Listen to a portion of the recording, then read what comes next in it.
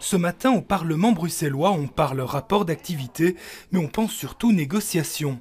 Au lendemain du rejet de la proposition du PS par le greffe du Parlement, les socialistes n'ont pas dit leur dernier mot. Nous avons de notre côté plusieurs consultations juridiques de constitutionnalistes, de juristes qui n'ont pas émis le même conseil. Donc on va confronter les opinions et peut-être nous allons aller plus loin dans l'analyse juridique parce que notre lecture de la loi spéciale n'est pas du tout en adéquation avec ce que le greffe a indiqué hier. Du côté du greffe, on nous confirme que la proposition pourrait être valide si elle respecte les règles, ce qui n'est pas le cas pour l'instant pour le constitutionnaliste Marc Tundal. En droit constitutionnel, cette proposition vaut un 0 pointé. Cette procédure subsidiaire exige notamment l'échec de la procédure principale. Or, l'élection régulière des membres du gouvernement n'a jamais été inscrite à l'ordre du jour du Parlement.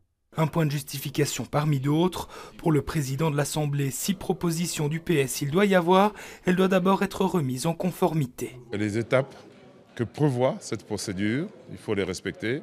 Simplement, je pense que les mêmes textes disent que c'est le président, sur base des avis circonstancieux de l'administration, qui émet aussi cette recevabilité. Comment voulez-vous que je puisse passer outre l'avis des services? Du côté du formateur David Lester, on salue l'initiative du PS, mais on ne la retient pas.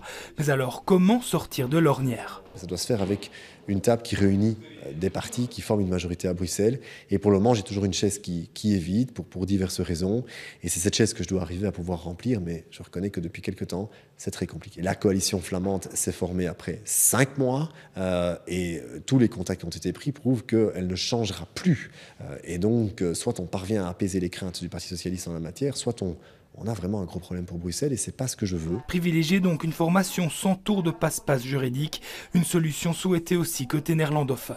Le PS va venir à table pour négocier le contenu et pas toujours trouver des façons créatives pour en fait dire je ne viens pas à table. Pour moi, il faut d'abord négocier, puis conclure un accord, trouver un accord sur le contenu, sur ce que Bruxelles a besoin, sur le budget. Reste donc à voir d'où viendra une solution à la crise et surtout quand.